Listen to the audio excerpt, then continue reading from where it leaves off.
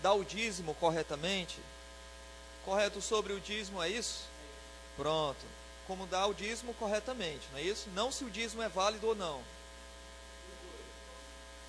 Ok, então como dar o dízimo corretamente. Então assim, o dízimo a gente sabe que ele é um elemento de culto do Antigo Testamento, tá bem? Assim como as ofertas variadas no Antigo Testamento.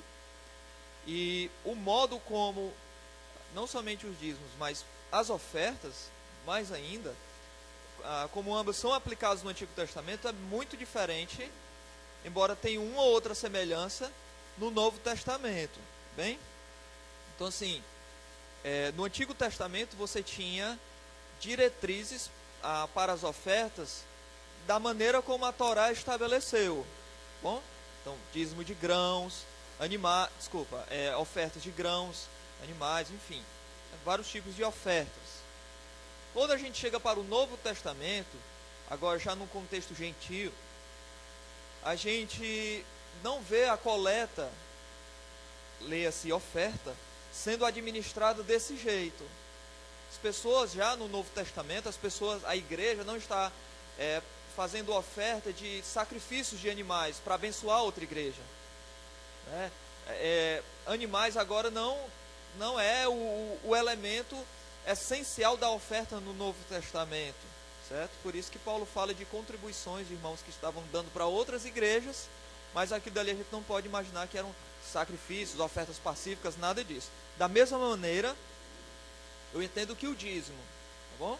Então o dízimo ele existiu antes da lei, já com Abraão a gente vê isso, antes de Moisés existir, durante o período de Moisés, tá bem?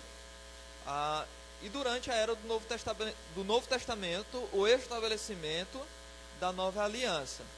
Bom, a gente vê, por exemplo, Paulo falando, em 1 Coríntios, capítulo 9, versículo 13, ele se opondo a pessoas que estavam desvalorizando o ministério apostólico, e talvez até dizendo ali que Paulo não era um verdadeiro apóstolo, portanto ele não merecia ajuda nenhuma, ele era um falsário, tudo isso. Paulo dizendo, olha, nada disso. Eu compartilho as mesmas coisas que os outros também. Os apóstolos, eles não podem andar com as suas esposas e com a sua família, eu também posso. Eles não recebem por aquilo, eu também. Os sacerdotes do Antigo Testamento, quando eles oficiavam, essa argumentação de Paulo no capítulo 9, quando eles oficiavam no Antigo Testamento, eles não recebiam por aquilo que eles oficiavam? Paulo diz, e isso acontecia com coisas materiais. Quando se semeava coisas materiais, eu que estou semeando coisa espiritual, muito mais eu poderia receber e ter um direito de receber coisas materiais, mas eu me privo desse direito. É isso que Paulo está dizendo, né? Então o que é que Paulo faz aí? Ele faz uma relação do que os sacerdotes na antiga aliança recebiam, e lá era a 10ª parte, era o dízimo, o que eles recebiam das ofertas, com o direito de Paulo também, assim também eu, a expressão lá é de semelhança, assim também eu tenho direito, né? Então aplica-se aí também o princípio do dízimo.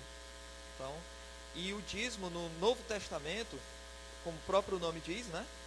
10%, e isso, o modo como isso é administrado, se é 10% por ano, 10% a cada 6 meses, 10%, o dízimo deve ser dado toda semana, deve ser dado os 10%, bom, isso daí é algo indiferente, algo adiafórico, é algo não especificado pelas Escrituras.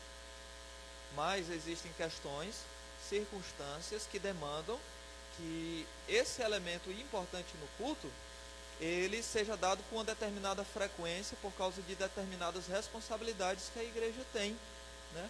Por isso que nós assumimos a premissa de que o dízimo ele deve ser dado mensalmente, né? Deve ser dado mensalmente, porque a igreja tem despesas mensalmente. Mas uma outra questão, uma outra nuance sobre isso daqui, que geralmente as pessoas têm pergunta. E o dízimo é do líquido ou é do bruto? Né? Então, geralmente quando a gente está falando sobre isso, as pessoas perguntam.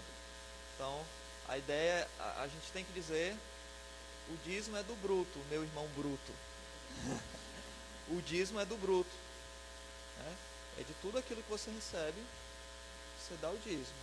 Foi Deus que lhe deu e você deve dar o dízimo disso. É difícil, mas a gente tem que se esmerar para fazer o melhor. Né? Nada a acrescentar.